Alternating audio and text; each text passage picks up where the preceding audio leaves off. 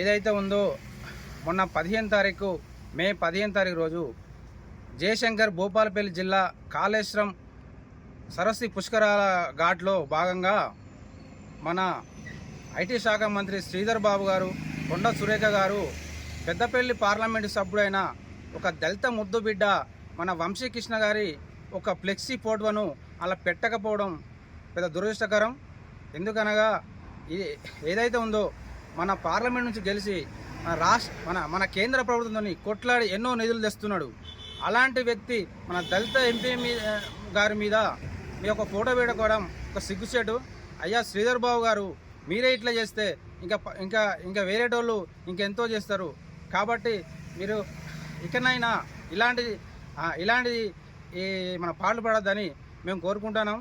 అమ్మ సురేఖ గారు, మీరు కూడా ఇట్లనే చేస్తున్నారు. మీరు ఒక దేవాలయ శాఖ మంత్రి. ఏదైతే ఉందో ప్రోటోకాల్ ప్రకారం ఒక ఎంపీ గారి ఫోటో కూడా మీరు కూడా పెట్టలేదంటే అది కొంచెం సిగ్గుచేటు.